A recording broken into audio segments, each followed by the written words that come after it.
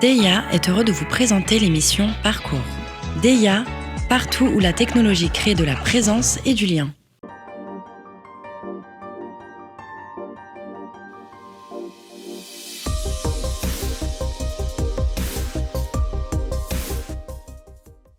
Mesdames, Messieurs, bonjour, bienvenue sur le plateau d'A-News Workwell. Dans cette émission Parcours, je suis très heureux d'accueillir Franck Douault, le directeur adjoint des services généraux chez LVMH. Bonjour. Bonjour Lionel.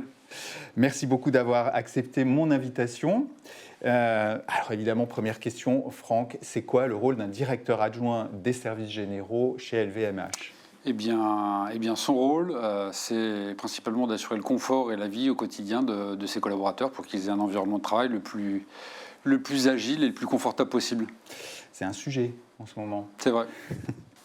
Alors Franck, on va parler ensemble de tes enjeux, évidemment de ta vision sur l'évolution du métier.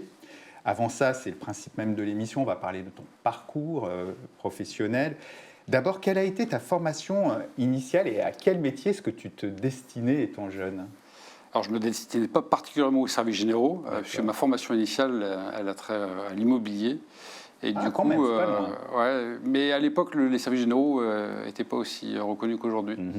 Donc, plutôt la gestion de patrimoine immobilier, donc, ce qu'on appelle maintenant property manager. C'est un peu la cible.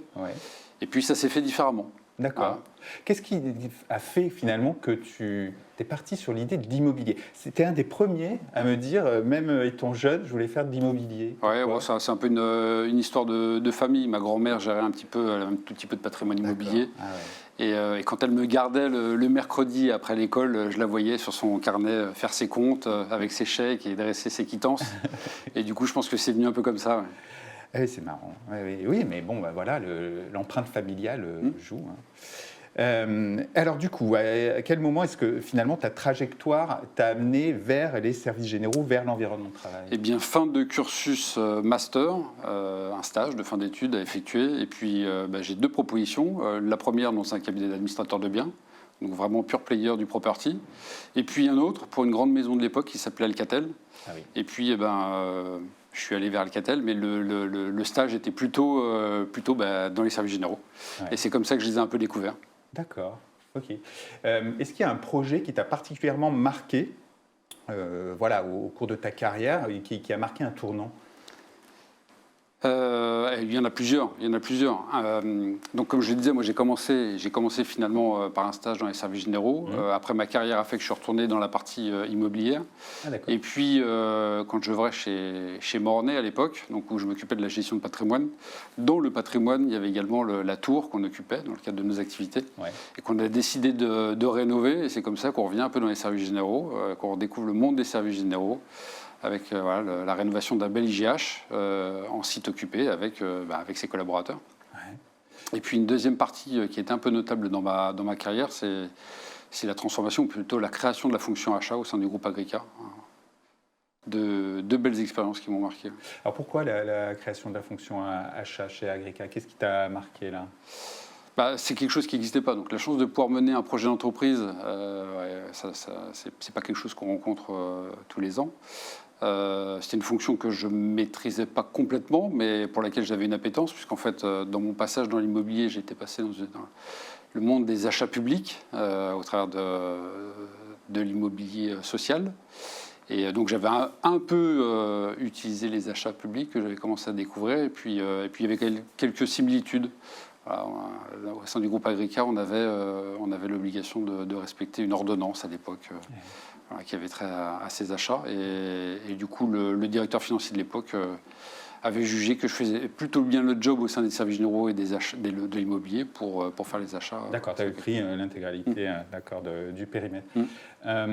Les achats, ça a été une nouvelle corde à ton arc, il a fallu se former. Et tu es d'ailleurs président d'une association d'anciens. Président de l'ACA. Donc effectivement, quand j'ai pris mes fonctions et que j'ai commencé à développer les achats au sein du groupe Agrica, j'ai souhaité effectivement renforcer mes connaissances. Et du coup, ma direction m'a renvoyé sur les bancs de l'école. Une grande chance de pouvoir aller du côté de Jean Josas chez HEC. Et effectivement, maintenant, le plaisir et l'honneur d'en être le président de l'association des anciens. Oui, Association des enseignants, donc du master, c'est ça master et CESA achat. CESA achat d'HEC. Alors, une question du coup, parce que voilà, tu as eu beaucoup d'expériences diverses.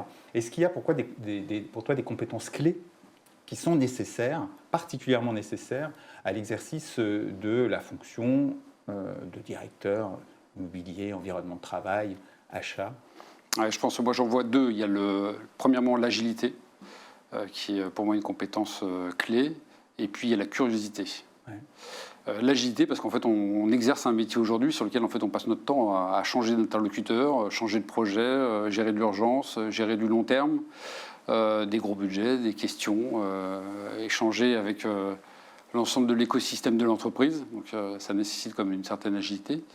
Et puis la curiosité, parce qu'en fait on est dans un secteur, dans un métier où en fait les choses évoluent à une vitesse grand V et il faut rester au courant de tout ce qui se passe pour pouvoir un peu les anticiper. Oui. On avait l'habitude, alors je ne sais plus si c'est vrai, mais on disait il y a 27 métiers différents dans l'environnement de travail, les services généraux. Oui, par exemple, dans les services généraux, les achats, l'immobilier. Comment on reste connecté, justement, tu disais la curiosité, à l'actualité d'autant de métiers différents? Comment tu fais? Il y a le réseau, il y a les associations, il y a les médias, évidemment, comme New Workwell. Et c'est grâce à tous ces éléments qu'on arrive à rester un peu au fait. Et puis, évidemment, en échangeant avec nos pairs ou avec les prestataires, parce qu'il y a beaucoup de choses qui viennent de chez eux. Oui, tu as raison. Alors, quels sont tes enjeux et tes projets en ce moment-là? Mes projets et mes enjeux en ce moment, ils sont un peu communs à toute la profession. En fait, c'est la réflexion sur toute la partie offre servicielle au sein de l'entreprise et comment apporter du confort et des services au sein de l'entreprise à nos collaborateurs. Des enjeux en termes de digital, on en parlait juste avant de démarrer cette émission. Oui, digital, mais digital qui tourne, qui est en lien aussi avec le télétravail. Encore une mode qu'on voit fluctuer. Comment tu surveilles ça d'ailleurs? Quelles innovations, quelles tendances est-ce que tu surveilles plus particulièrement en ce moment? Moi, je les surveille un petit peu toutes, mais c'est vrai que le télétravail, je suis assez attentif. À ce qui se passe dans le monde du télétravail. Le travail hybride, tu ne vois pas ça durer longtemps? Il y a quand même quelques signaux. Alors j'étais déjà potentiellement un peu perplexe, mais peut-être qu'à un moment je me disais que c'était par rapport à moi personnellement, mais finalement quand on voit dans les médias les dernières news, encore aujourd'hui dans un grand média papier, on annonçait le retrait du télétravail dans certaines grandes entreprises. On parle d'Amazon, on parle de Groupama Immobilier.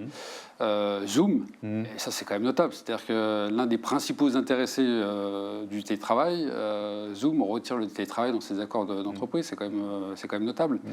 Et voilà, moi je suis toujours assez attentif comme ça à ces effets de mode. Comme le poste partagé, il y a eu un moment, on est un peu revenu dessus, parce qu'il y a un attachement spécifique, peut-être franco-français au poste. Et voilà, et puis on a eu à un moment cette grande vague aussi où les entreprises quittaient Paris, et puis au final on voit qu'elles sont revenues, et quelques grandes entreprises aussi reviennent en ce moment dans Paris, ont des projets immobiliers splendides à nous proposer. C'est intéressant de suivre tout ça. Surveille ça.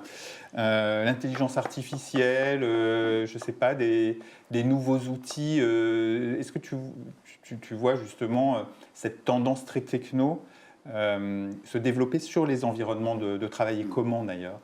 On la voit arriver, mais un peu comme tous les métiers, c'est-à-dire que c'est quand même une aide au quotidien qui peut être extrêmement intéressante. Moi, j'ai tendance à dire qu'il faut toujours prendre ça comme une opportunité. Et ça va faire développer d'autres compétences, d'analyse, de recul, vis-à-vis de tous ces outils aujourd'hui qui, de toute façon, ne remplaceront pas les relations humaines. Alors justement, comment est-ce que tu vois évoluer la fonction de directeur immobilier, services généraux, environnement de travail? En t'écoutant, j'ai quand même le sentiment que justement la relation humaine, l'interrelation, c'est important. J'entends beaucoup de tes confrères qui me disent « Oh là là, moi, on me demande de plus en plus d'animer des communautés et de prévoir un vrai programme. » Est-ce que c'est une évolution que tu regardes ou que tu vis toi-même dans ton... Non, on la sent. C'est sûr qu'au sein des entreprises aujourd'hui, le directeur de l'environnement de travail ou des services généraux n'est pas sollicité de la même manière qu'il y a 10 ans. Il y a 10 ans, son cœur de métier principal, c'était la technique. Aujourd'hui, les RH viennent le chercher sur le télétravail, la direction de l'RSE sur tous les sujets sociétal, environnemental, l'éthique et la conformité aussi, parce que il y a des liens avec des fournisseurs, il faut être vigilant. Les achats, qui est quand même l'une de nos principales compétences, parce qu'en tant que directeur des services généraux, on est quand même l'un des principaux postes de dépenses de l'entreprise. Et voilà, ouais, donc on est multicasquette aujourd'hui, et bien plus qu'il y a 10 ans. Alors, on voit des grands projets de requalification de centre-ville. Il y en a un récemment dont je parlais en Chine, par exemple, avec des quartiers qui deviennent plus mixtes. Peut-être la fin des grands centres tertiaires, type la Défense. Comment est-ce que tu vois, toi, les lieux de travail demain, le lieu de travail idéal du futur pour toi?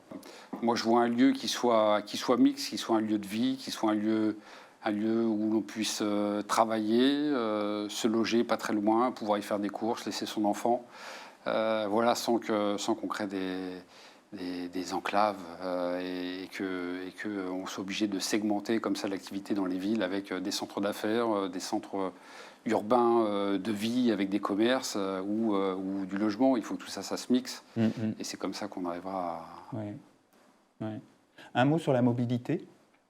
Est-ce que tu travailles, est-ce que tu réfléchis justement, est-ce que vous travaillez à l'amélioration des conditions d'accessibilité des sites et peut-être réfléchir sur l'après? La mobilité, c'est un vaste sujet puisqu'en fait, beaucoup de collaborateurs chez nous ont la chance d'avoir un véhicule de fonction et du coup, il faut penser à demain puisqu'on voit que quelques décisions, surtout au sein de Paris, sont en train de se prendre. Oui. On voit aussi qu'il y a aujourd'hui des attentions particulières à l'environnement et du coup, je pense qu'il faut tenir compte de tout ça. Et il faut trouver des alternatives aux véhicules de fonction. On parle de crédit mobilité, on parle de mobilité douce.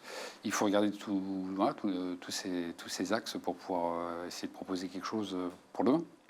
Alors, je rappelle que toi, ton titre, c'est directeur adjoint des services généraux. Ben oui, c'était aussi et c'est toujours les services généraux chez LVMH. C'était un plaisir de te recevoir sur ce plateau. À bientôt. Merci. Merci à vous de nous avoir suivis. Je vous donne rendez-vous très vite pour une nouvelle émission Parcours. D'ici là, portez-vous bien. À bientôt. DEIA est heureux de vous présenter l'émission Parcours. DEIA, partout où la technologie crée de la présence et du lien.